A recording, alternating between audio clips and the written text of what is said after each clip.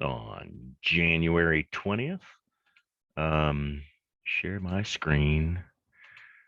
If you go to the classroom, which I thought I had. Nope.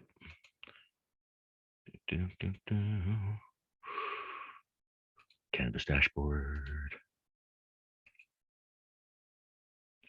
If you go to your Python section, we have a few uh, notebooks. I think I had 10 in there before. But I also wanted to show you yet another cool way of getting data. So I uploaded Notebook 11, which lets you basically type in a website and it scrapes. You might have heard of web scraping.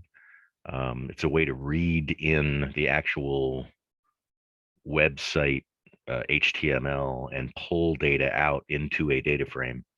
So I'll go over that one. And then, like I said, this week is all about mucking with the data in a data frame so that you're a little more comfortable with the pandas library as far as not really doing so much hardcore analysis like statistical measures or machine learning or anything cool like that, or charting. We'll do that next week.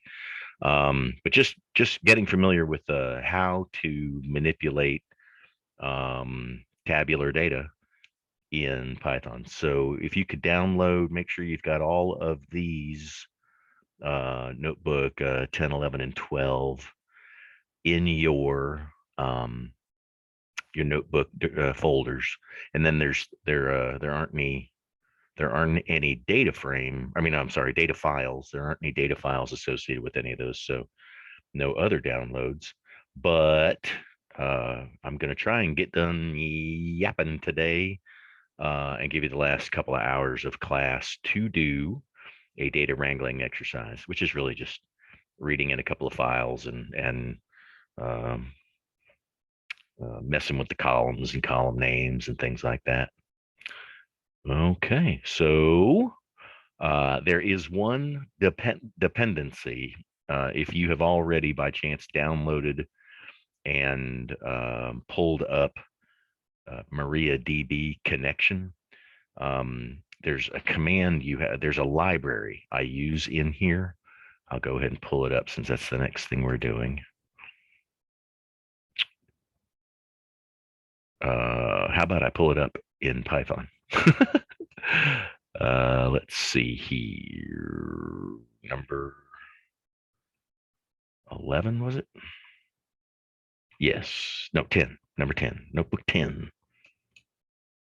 I do reorder them occasionally, but for this class, um, this connects to the good old database that we've been using.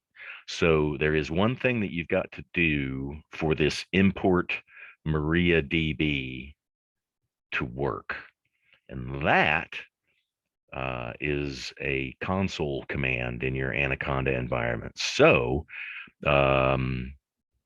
if you are following along, hit your start menu, go to your Anaconda 3 environment and run the Anaconda prompt. And it should bring up a good old DOS window. Now, has anybody gone ahead and imported MariaDB, that library? I mean, installed it or whatever.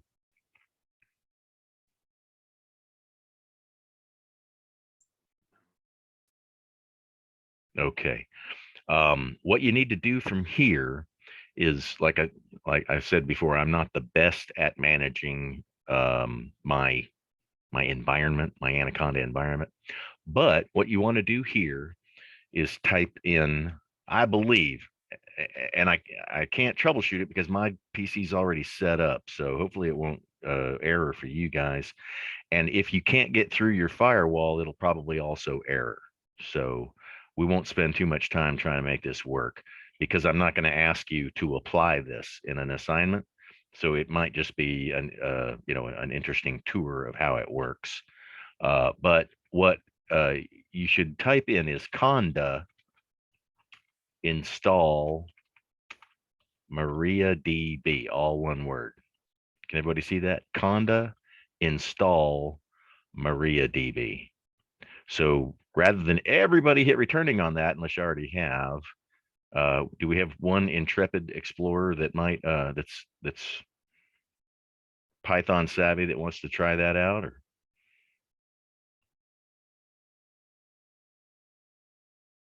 I'm hesitant to do it because I've got it working and I don't want to I don't want to break it in case that install does something unexpected for me. What are you getting, guys? I'm getting something.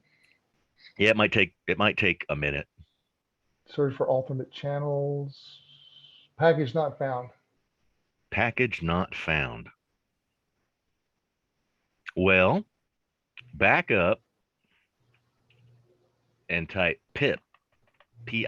It's like stands for like package installation procedure or something like that. Try pip install MariaDB. There's a slight difference in the way it handles it. I don't think either one's going to be critical for the class.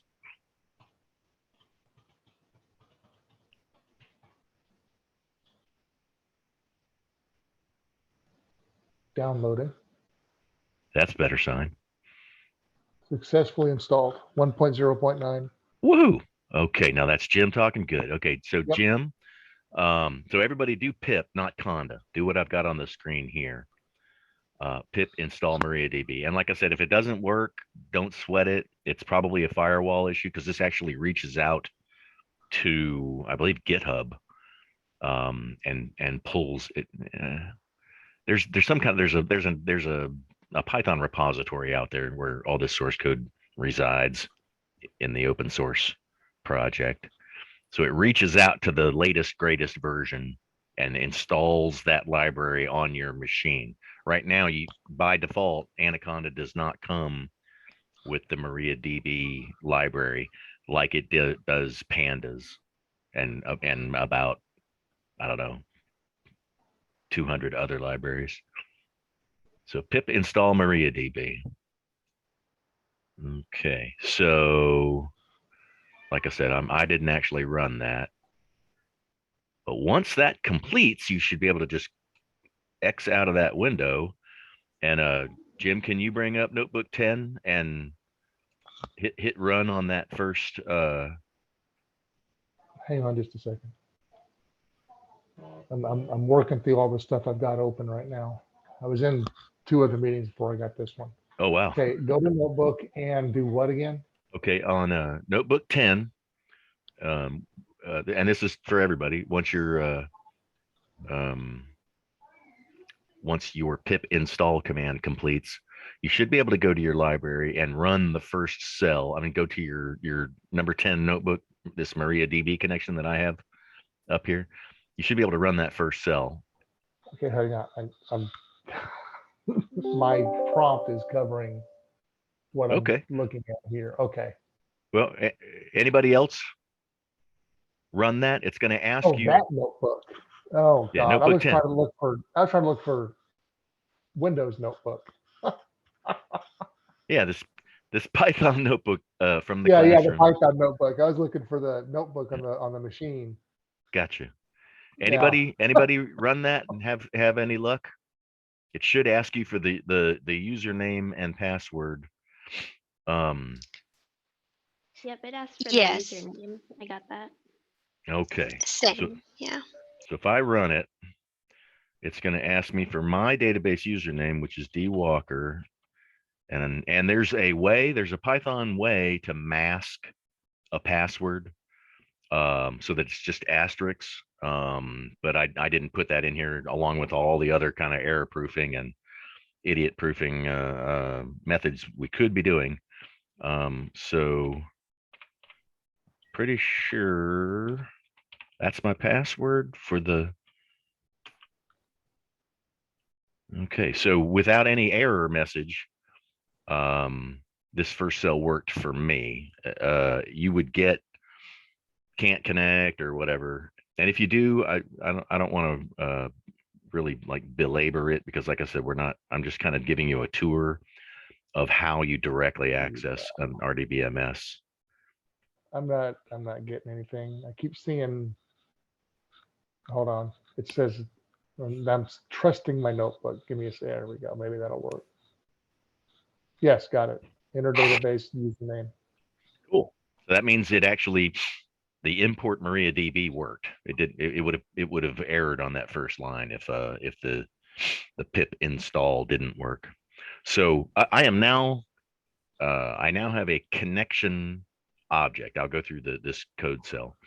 What we've done is import MariaDB, which is really just a library that translates between Python and MariaDB and lets you execute SQL commands in Python, but that actually, reach out to the database and either pull rows or put in rows or check the status of the database, and pretty much anything you can do from the SQL prompt or from an IDE like Workbench, which we worked with. Pretty much everything you can do from Python. So what we've done is import that library, and then we import pandas because the interactions that we do with the database result in a data frame. So when you do a query of, select column 1, 2, 3, 4, and then rows come back, it creates a pandas data frame, or you store it as a data frame. So yeah, we're passing the uname and pw and pword uname and pwd is username and password, and then this is a little bit more advanced. This try is kind of like an if then else, where you attempt a command, and if it throws what's called an exception, if it throws an error, you can then you can sort of operate differently based on the exception that's handled. So we're probably not going to get into exception handling in this course, but it's all part of error proofing software and making it more rigorous. So what we're doing is setting a variable. This con, it's just a variable name, is equal to the MariaDB library dot connect function. So that's all that line of code does, is pass the username, password, IP address, port, and the name of the default database schema to our server. And if you typed in the right username and password, and there is an operating database server at the far end at that IP address, poof, it works. It's not a whole lot different than the way the Workbench application connects to the database. You're just doing it in Python. So if you had given it a bad username or password or whatever, it would have kicked this error, and you just said error connecting to MariaDB platform. So don't sweat that. But that's the magic, is this con is called a connection object, and it is in memory, it's the glue between your Python program and that database. Now you can have 1 to 10 connections open in Python to different databases if you're pulling stuff together and doing all kinds of fancy stuff. Just like you can have multiple connections in Workbench. It's no different. So con is our connection that we just created to our database.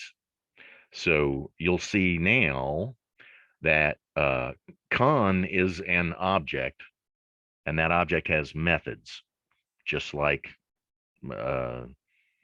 pandas has read CSV as a method in there. So these are two things that you need to do, or some steps that you need to do in order to work with a database. You have to declare a cursor object, it's called. And again, this is just for awareness, guys. Don't sweat memorizing this or being super familiar. It's best to play with it to get familiar.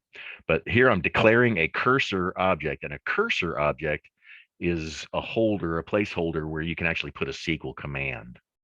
and then you've got to execute the cursor. But first thing you have to create the object. It's like a blank object.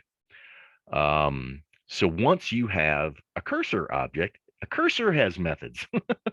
So we can execute a command by saying cursor.execute and then putting your command in quotes, kind of like just saying print executes a method, executes a command, right? It's sort of like that. But then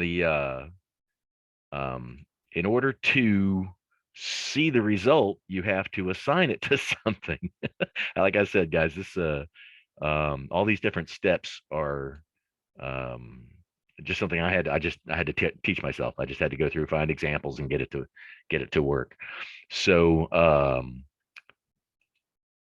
I assigned the result of actually fetching the data from the cursor to databases. So databases is just a list, really. So when I execute this, I get a actually, I think it's a list of lists. Pretty sure. But this is all of our, when you're in Workbench, this is all of the schemas that you see out there. So you can, I'm actually interacting with that database, which is actually hosted at that IP address out on Amazon Web Services by my friend Justin Rowan. So I'm actually interacting with a MariaDB database on Amazon Web Services. Who knows where it is? Out there in Amazon land somewhere. Okay, so once we have a cursor object, we can reuse it.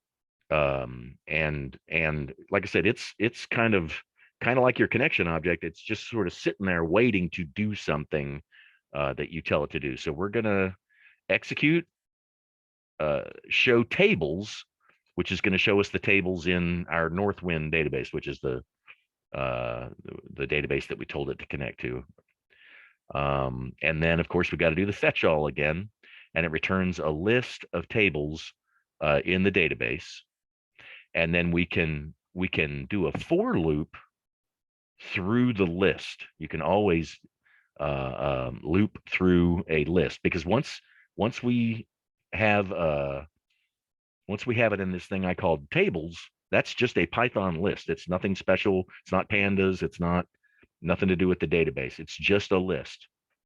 So we can for loop through the tables list, and I called it table for table in tables, print table. So this gives you a line by line display of the different tables in Northwind. And remember, Northwind is the e-commerce traders. It's got the customers and products and whatnot. It's not our little university database. It's the one that comes with Microsoft everything, Access, MySQL, SQL Server. I'm sorry. So there is a list of your table names. But what really makes this cool, I think, is passing a select string and actually getting some data back. So I'm instantiating a new cursor object here. I'm calling employees cursor. And then we can execute, just like we did before, cursor.execute, a legal SQL command. No semicolon needed in this case. And then I wanted to print out the data type of the cursor, just to show you what we've got here. It's a MariaDB library .connection .cursor object, or it's that class of objects. So just to kind of prove and show you what the different, there's so many different data types, especially these libraries create their own internal data types. So now in this next one, so we have executed the employee's cursor. So now we can, instead of fetch all, we can loop through the cursor. We can for loop through that cursor and get each row. And when employee cursor doesn't return any more rows, it ends the for loop. So employee cursor is acting like a list in this case. It's just a different way to go about it. Okay, so employee row is going to reach in and grab last name, first name, job title, email address from employees. So no where clause, it's going to grab them all. And I wanted to print, oh yeah, I've got it in here every time, so which is kind of superfluous, but I wanted to show you what the data type was for each row being returned in the database call, and then printing the employee row, and then it's it comes in as, I was thinking a tuple. It's been a few days since I executed this. Hang on.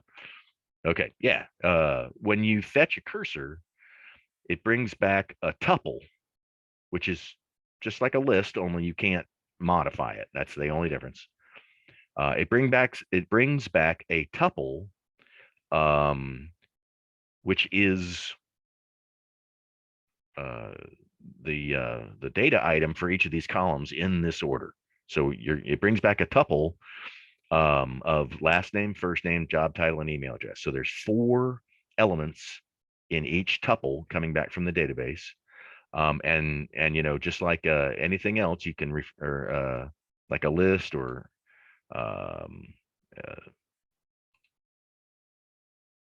you use the index position, which is actually, so 1, it's 0 based. So 1 is actually the second element in that tuple of employee row. So employee row 1 is the first name, not last name. Last name would be 0. So employee first name is Nancy, and it is looping. It's doing this, printing out the type, class, tuple, and then printing out the actual tuple, and then printing employee name is Nancy for each row that the SQL command returns. So you don't need to do any other if then else logic. It'll do that for every single row that you return. And inside of that, if you're working with a database now you got, it's just Python, right? So you can do any sort of if, then, elif, if, elif. You can loop through something else embedded in there. Once you start fetching this data from a cursor, it's just straight Python. So it shouldn't be any more magical than that. Once you get the overhead, once you get the stuff connected and the cursor working and all of that. So I think there's just a little bit more. So yeah, I wanted to show you how to pull it into a data frame. So inside of pandas, there is a method called read SQL query. And if you have a connection to a database, you know, which is captured by that connection object that we created in the very first cell. Remember, con is what we created when we passed the username, password, IP address, port, and schema name. So we can create a data frame, which we all know and love, right? By calling, instead of read CSV, it's the same basic, you know, syntax, same basic idea. But you pass read SQL query a SQL query. And again, no, and that can be as complex as you need it to be. That can have where clauses and order bys and all that, no problem. And then you pass it your connection, so it knows. So the pandas library knows what connection to use to grab the data. So this is going to select the same stuff as we did up here. It's going to select that same stuff and put it in a pandas data frame called employees_df. And then we'll run that, and then we will look at the first 5 rows of the data frame. Bang. Magic, right? Just like reading the CSV.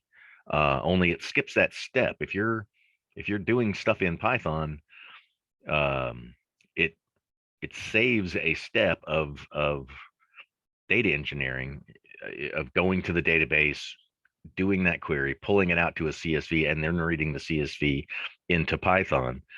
And it pulls right now. If there's any sort of dynamic, any change in the data, and you want to make sure you're getting the most recent copy, this works in, it grabs the database as it stands right now. So yeah, once you have a data frame, you're off to the races, just like you are, regardless of where else that data frame came from. Oh, and I just added a couple of, I just, goofing around, had to add so value counts is a pandas, it's actually a series method. Will tell you the unique values in a column.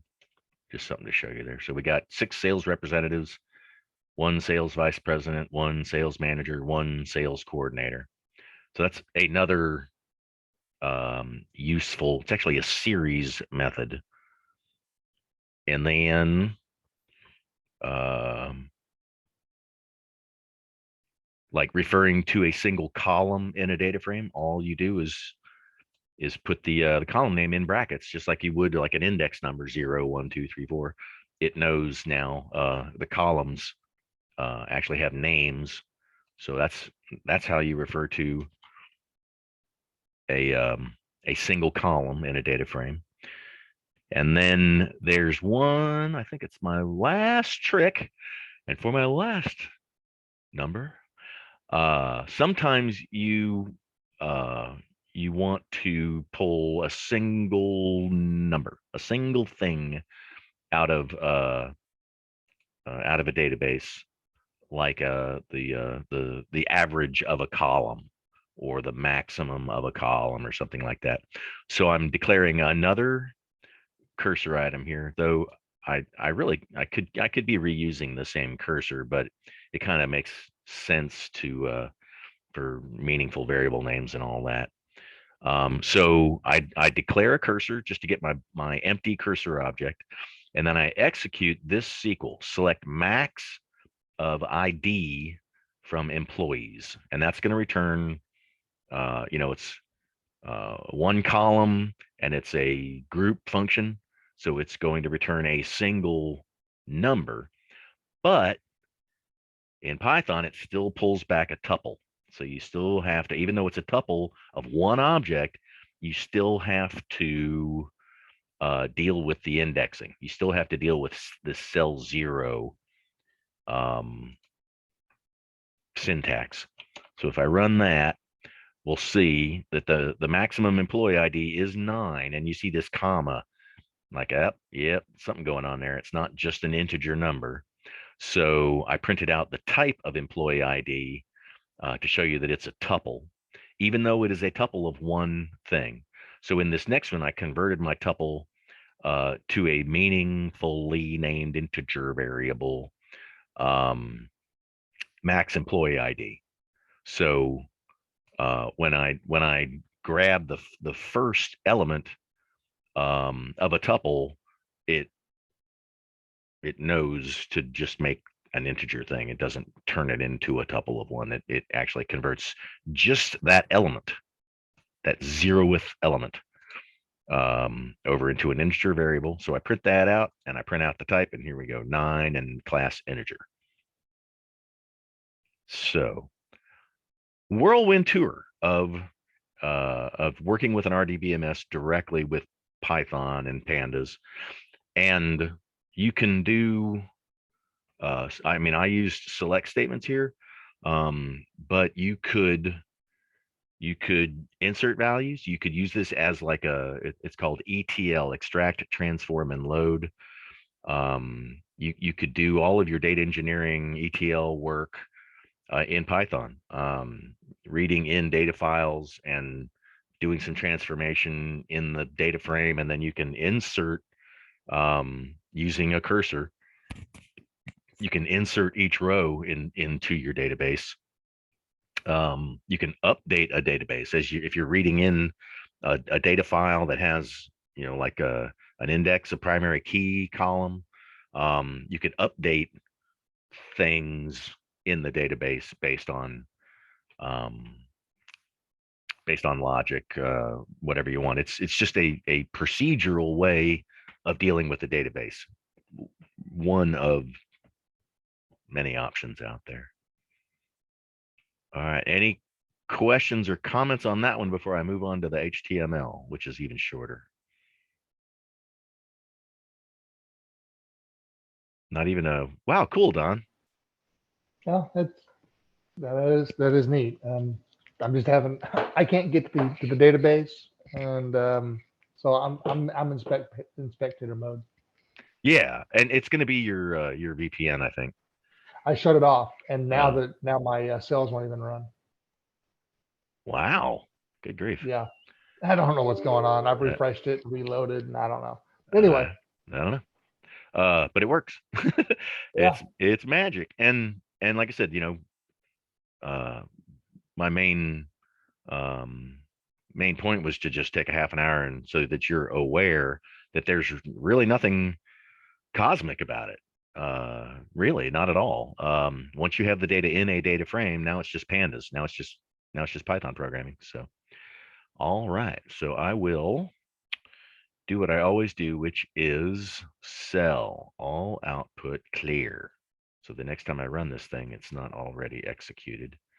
And then I hit the floppy disk, which no one uses anymore. And when are they going to come up with a new symbol for save? So save a checkpoint there, and then file, close, and halt. And the next one I wanted to do before we break is 11. And this, it won't take very long. 5 minutes probably good enough. This one's pretty cool, and it does the same thing. It gets you data in a data frame. So this first cell just imports pandas, just like we've done several times before. And inside of pandas, just like read CSV and just like execute SQL, there is a read HTML method. And this starts to get pretty mad. I've tried to kind of sort of write this from scratch, and this is pretty good code. This is a pretty good library. What it does is it reads the underlying HTML document, and the more plain Jane the website, the better.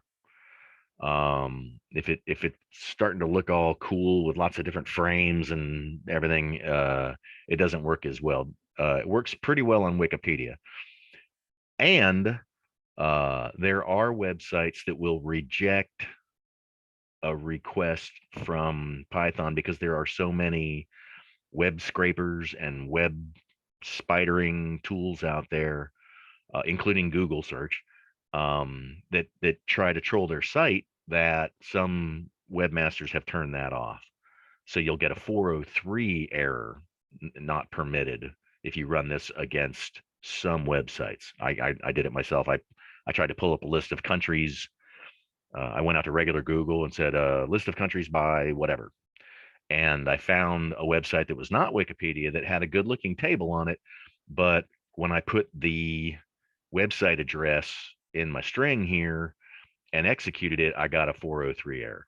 So just beware. So all this is doing is passing a website to this read HTML method, and it returns a list of data frames. So you still have the countries list will have the 0, 1, and 2, but each element in that country's list is a pandas data frame.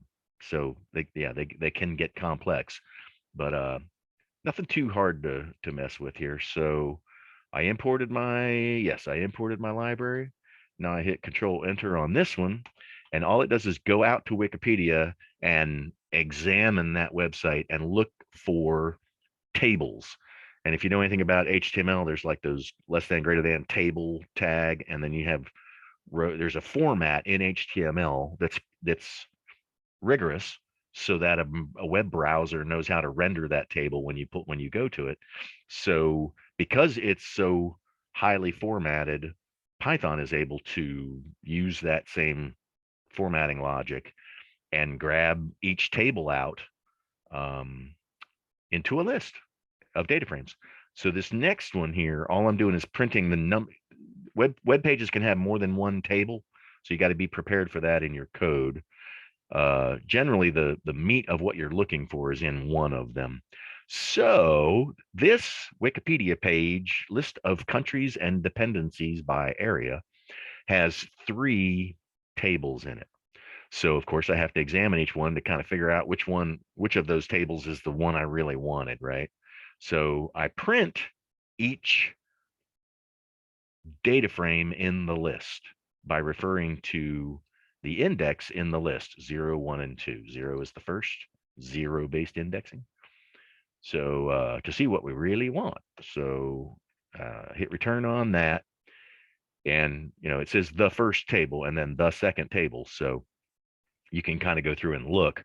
So the first table just looks to be kind of overhead stuff. And if you look in the website, you'll kind of see, if you look at that URL in your browser, you'll see there's some overhead data. The second table, this appears to be more useful. Looks like we have columns here, rank, country, dependency, total in kilometers. This is starting to look like our table data. And sure enough, down here we see that there's 264 rows by 7 columns. So that's looking like our meaty table is actually the second one in our list. And then the third table looks to be a bunch of junk. The third table, MW parser output, nav bar, blah, blah, blah. So that doesn't look like anything useful. So down here, I went ahead and copied the data frame at index 1, which is actually the second one, like set up there in the previous cell, to a new data frame called countries df. And then I displayed the first 5 rows using the .head method. So bam, now that's looking kind of like, well, I'll bring it up. Highlight it, and I think I can just drag that right up here. Kablam. So this is the actual website. And when you look at it, you're not quite sure what might be an HTML table. Maybe this thing is a table. It's hard to tell. But then what you're really looking for is the meat. Here we go. Which is a list of countries or dependencies and their land area and by size. So we can see that, Russia's the biggest country. I didn't realize that Canada is enormous. So here are, all the countries of the world in order by their geographic size. And that data,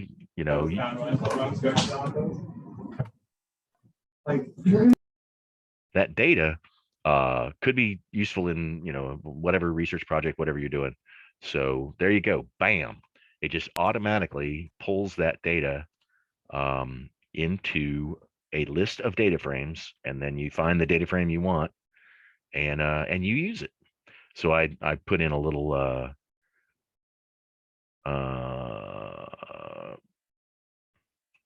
print statement here. So %water is a column name, %space water, or a pandas series. So I printed that out. Bam. So now you see we got numbers, percentage of water. I guess some are virtually no water. Antarctica has no flowing water. Luckily it's still in the ice sheets. How you doing?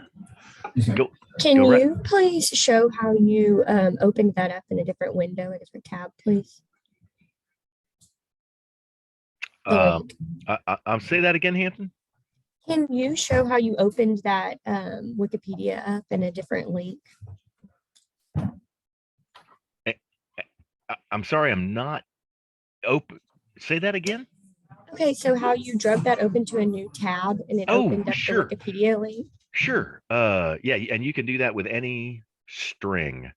If it's a full-on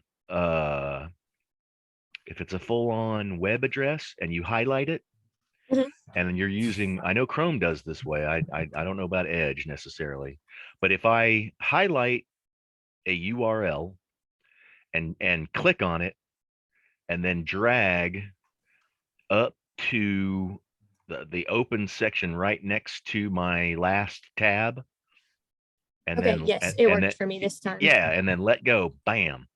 Okay, perfect. Thank you. Yeah, I use that all the time. There's another one, like if you just highlight not a legal URL, but just something you want to search, you can highlight it and drag that up there, and it will Google is smart enough to go, oh, you want to search for those terms, and it'll bring that up, which I use that all the time when I'm checking students' papers and I think they're lying about something. Okay, thank you. Sure. So yeah, that's how you grab data. And now, of course, you get what you pay for. Garbage in, garbage out. That table may need some formatting, which I think you absolutely would need to format this. Remember, it's in kilometers squared and miles squared in parentheses. So you would want to go in and delete everything to the right of the left parenthesis. And there's all kinds of different ways to do all of that. But anyway, you at least have the data in a data frame without having to goof around with cutting and pasting. And there you go. You're off to the races. So here's a bonus example, looping through a data frame. Oh, this was very late at night. I get so curious when I'm working with Python. So I'm looping through the data frame and printing out the land in kilometers squared. But I'm indexing the using the for loop. I'm counting the number of times I went through it, and then this will grab the country dependency column, and then this next set of square brackets is the row. So it literally goes from top to bottom and prints out the country has however much land, and yeah, you got the data frame and the column name, and then the next df underscore index over there is the row within that column. So it's column and row. Pretty cool. If you need to loop through a data frame and do some conditional logic, that's how one way to go about it. The world has that much land. Let me get down here. Peru has that much land. So that's just the value in that land in kilometers squared, miles squared column. So yeah, well, I went 10 minutes instead of 5. So you're welcome to play with that. You have it in your library of examples. So I say cell, all output clear, floppy disk to create a new checkpoint, and then file, close and halt. Okay, it's 21 after. Let's take a little break here. Let's go to 40 past the hour, and then I'll finish up with some wrangling stuff with this number 12, and we will adjourn for the day. Any questions right now before we go on break? Nothing yet. Cool. Break till 9:40.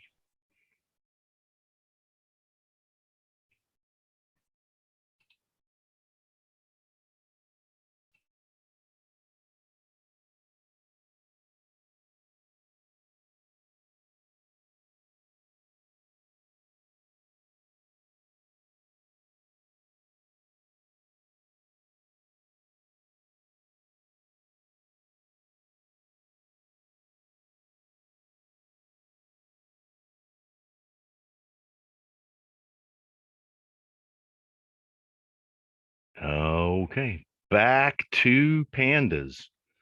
Any questions come up on the break?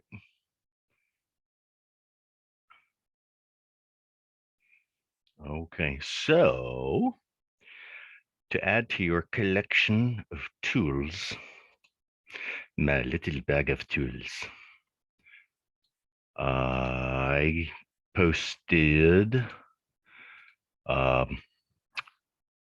notebook number 12, data frame wrangling, and this this refers to wrangling data. So what they, transforming ETL, the whole, grabbing it from one place, putting it in another, all kind of falls under the auspices of data wrangling. So this notebook of mine is a living document. And if in the course of your assignment, you come across something that you think would be really good to have an example, I try to think of things that you would do like in Excel, just generically, tasks that have to do with manipulating a data set. So if there are things in here, like I noticed this morning before it was too late to do anything about it, I don't have sorting. Everybody sorts. I got filtering. I don't have sorting.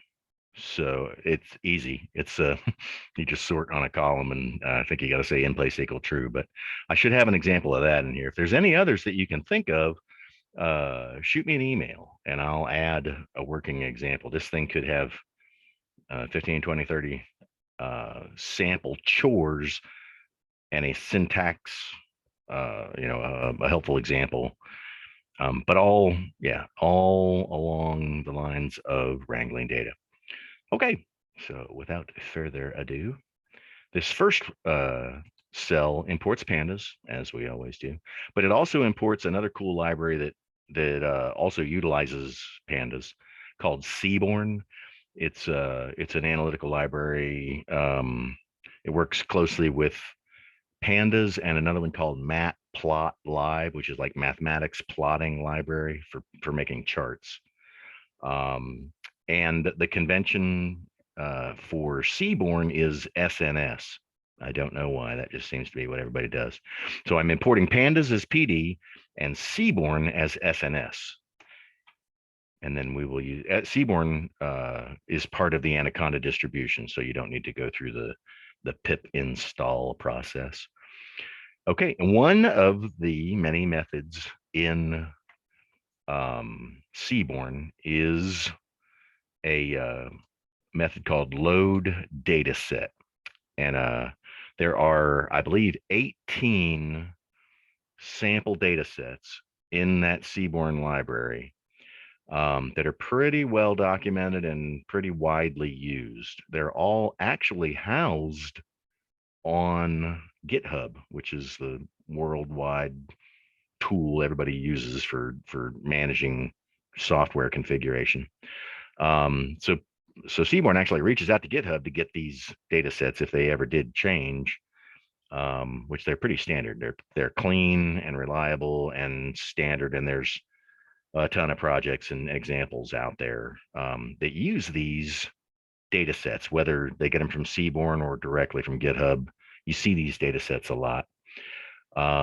So we can create a data frame. There's a data set in Seaborn called penguins that is like the observation of a few different species of penguins on a few different islands, like in the Antarctic, and it has the length of their bill, the width of their bill, and their gender, and some other observations. So we'll take a look at it here real quick. So that's the only reason we're importing Seaborn, is to get some sample data into this wrangling notebook. So we'll execute that, and we'll use the .info method, which lets you look into the data frame. And if it doesn't know what to do with it, object is kind of like string. The species, the D type, data type of species is object. Same with the island, which is the island that the observation came from. And sex is an object. So luckily, it recognizes actual numbers as float 64, but object isn't as specific, and some things won't work as well if you don't convert the data type. So that's number one and number two, creating a data frame. And there's other, I reminded you in the different notebooks, there's other ways to create data frames: reading CSVs, HTML, database queries, creating it straight from a dictionary. That's all in notebook number 9. Lots of ways to create a data frame. So number 2, viewing data frame structure. .info is the one I recommend. 2A is the descriptive stats, remember, of the numeric column. So it's going to ignore species, island, and sex because they are not numeric and they can't be statistically described.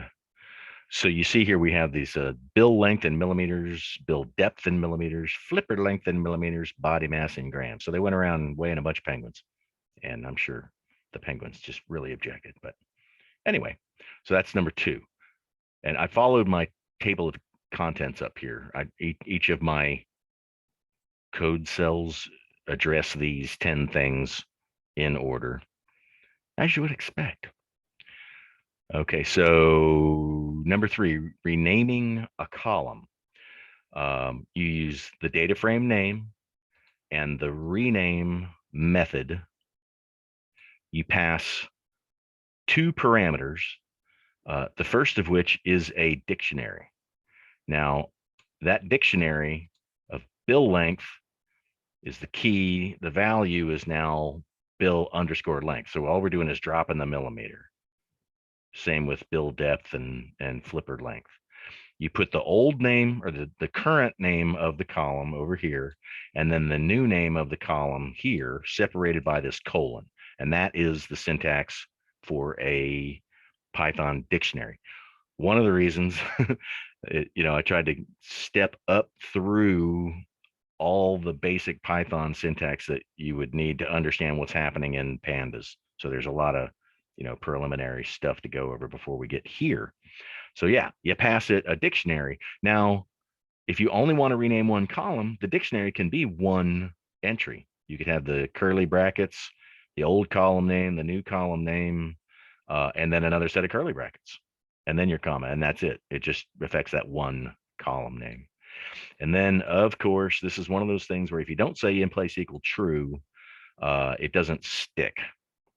So we're going to say in place equal true, and then we'll describe the new data frame. Remember up here it had underscore millimeters, and now it does not. Poof, just like that. So that's one of the things you might do in Excel, renaming a column to something meaningful. So I put it in here. Sometimes you don't want a column, so we're going to drop a column. Say we don't need to body shame the guys, so we're going to get rid of body mass in grams. And all you say is del, delete the column that you want to get rid of. I believe there's a .drop methodology as well. So, minimally sufficient pandas, whichever method works for you. But this one works.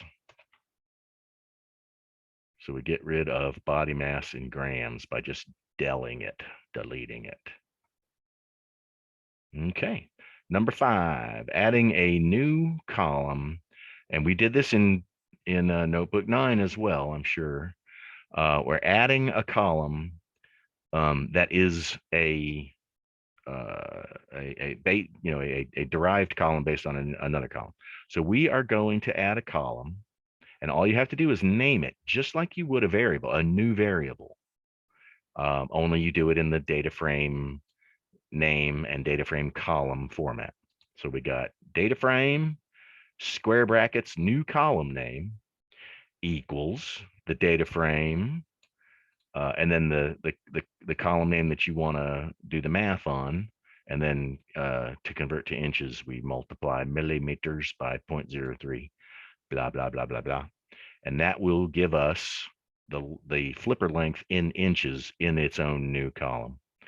And of course, the method for looking at the first few rows is dot head.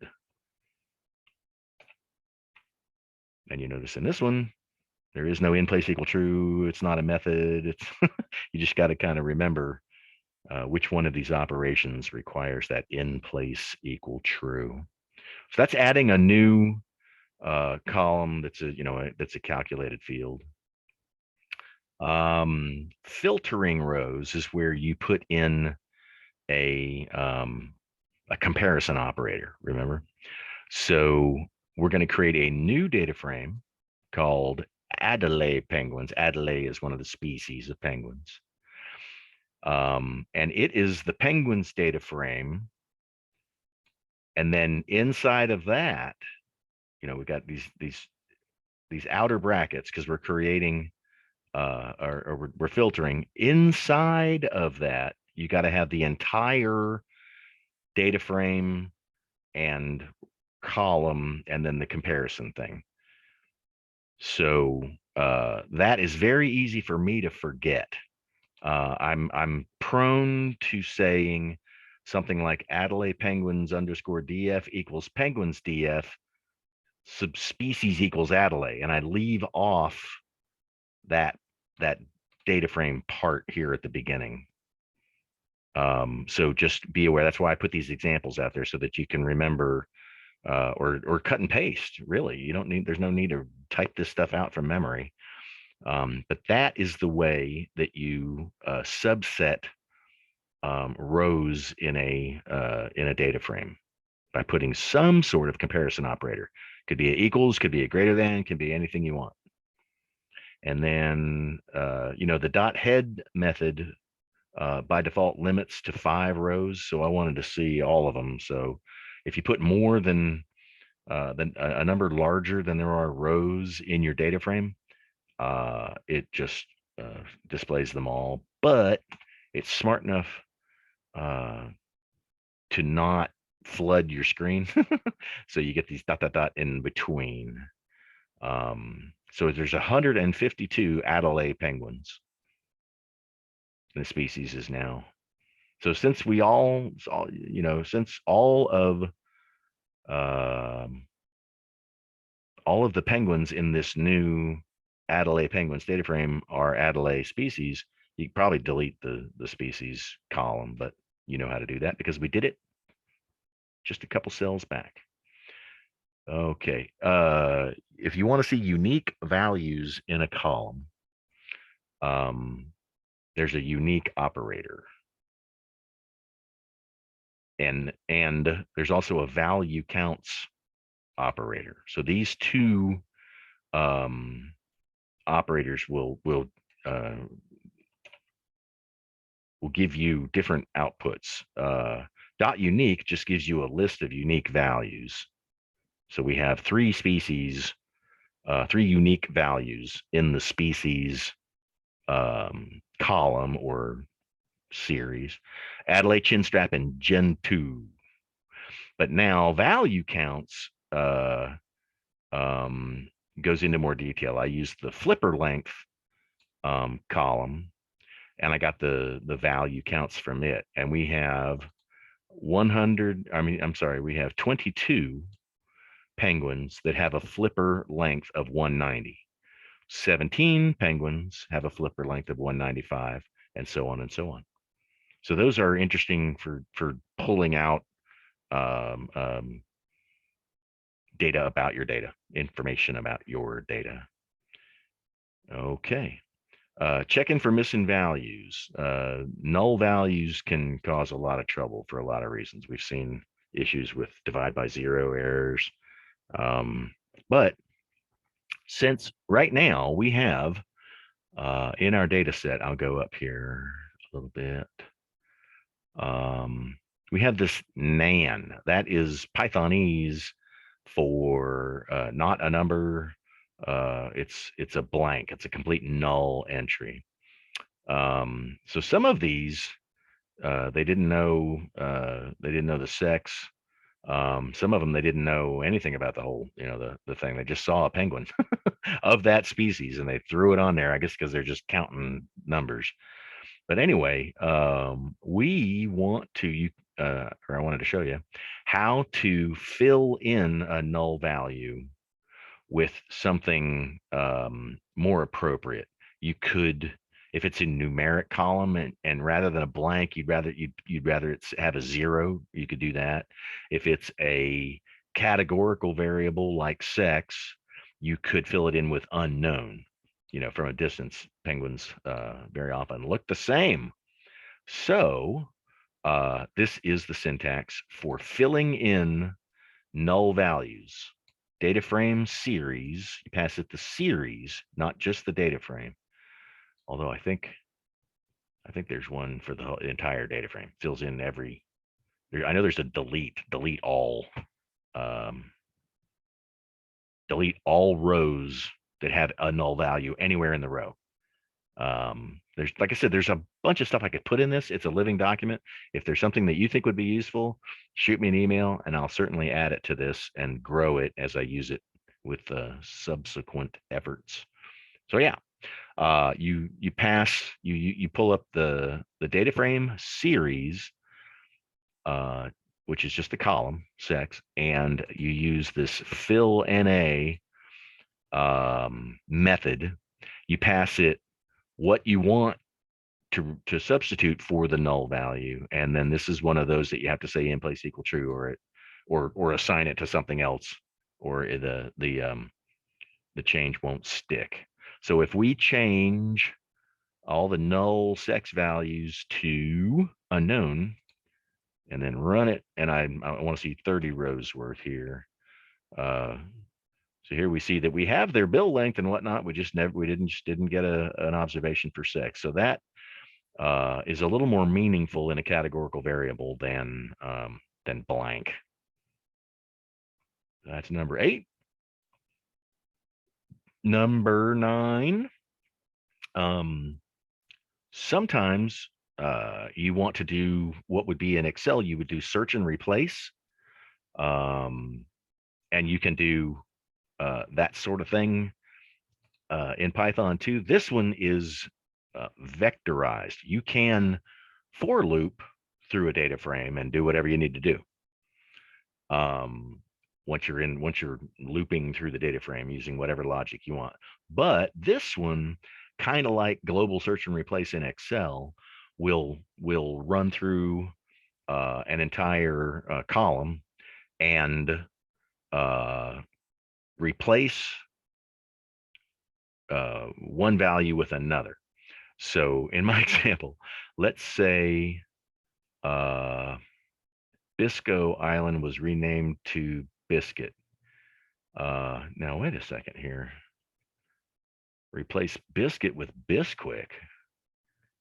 What in the heck?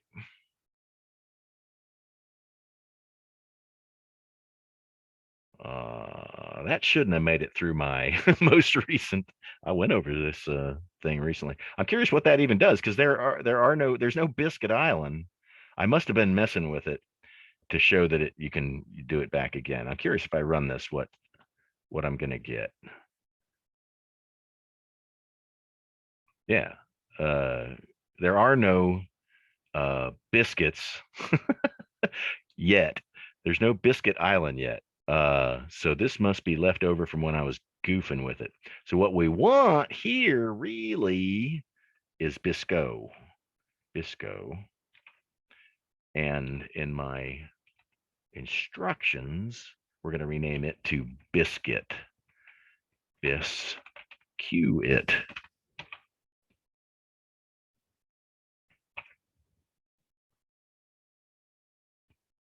Let's run that again. Now we have Biscuit. instead of Bisco. So I must have said, now let's rename Biscuit to Bisquick or whatever, and wanted to show it again, because yeah, you can do this however many times you want. So that's how you go through a column and do a global search and replace. And there are more complex examples of all this stuff, but that's at the most rudimentary. You use the dot replace method of a pandas series object, not a data frame object. Remember, there's just a data frame is made up of series. Series are the columns. And finally, last but not least, there are times when like charting will behave better when the data type is correct. So sometimes you want to go into, and this object is kind of the default. It's like string. I don't know what this thing is. But a categorical variable will work a little bit better for certain, statistical distribution measures of significance and correlating and charting and all of that sort of thing. So this is how you change a column data type. You use a method, you do it on the entire series.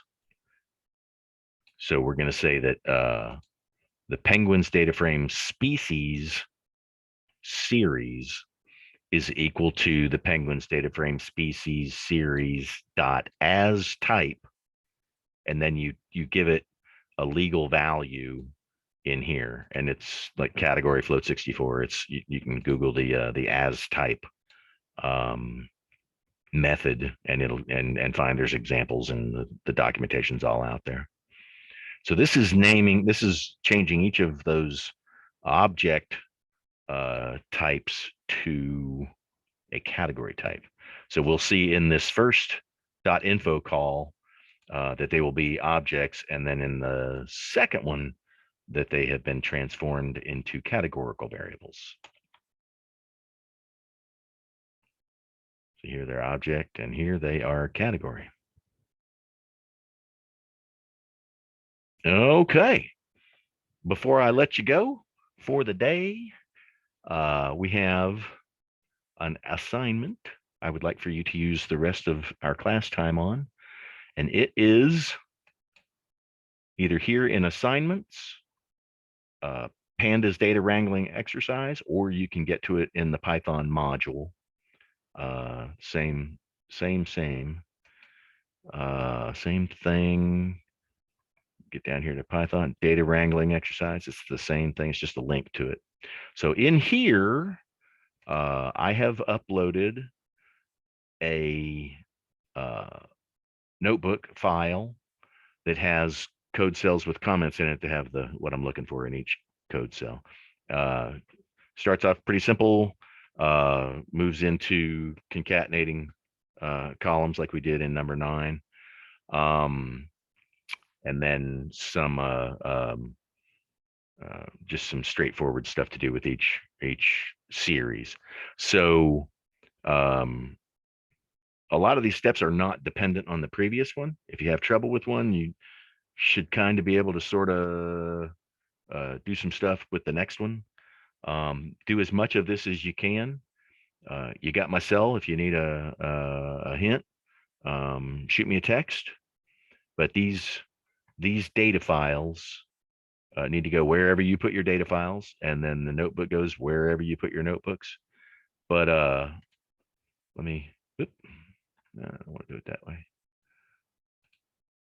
Let me pull it up here and just walk through pandas data wrangling exercise. This is the blank notebook without the code, without the answers. Okay, so importing libraries, we've done that. Should just be pandas. Creating a data frame from a data file. Remember, we read CSV.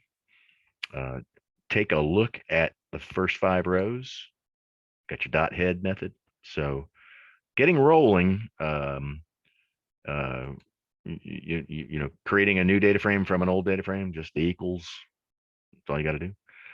So you should be able to get started. And then between notebooks 9 and notebook 12 that we just went over, I got an example of most of this, not necessarily all. Like I talked about a correlation matrix, but I didn't put it in the example because it's not really data wrangling. It's starting to look at analysis. So, but these are all a Google search away. So check it out. Put some code in there. And you're welcome to put comments as to what was confusing you when you upload your notebook. But take a crack at all of these things here, and holler if you need help. Any questions before I let you go?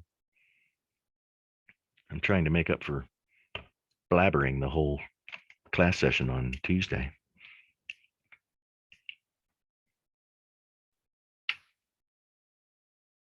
No questions. All right. We'll see you. Holler if you need help. Otherwise, I'll see you Tuesday morning next week, and we'll get started with more, graphing and numeric analysis, doing pivot tables, stuff like that in Python. Okay. See you Tuesday, guys. Thanks. Okay. Have a good weekend.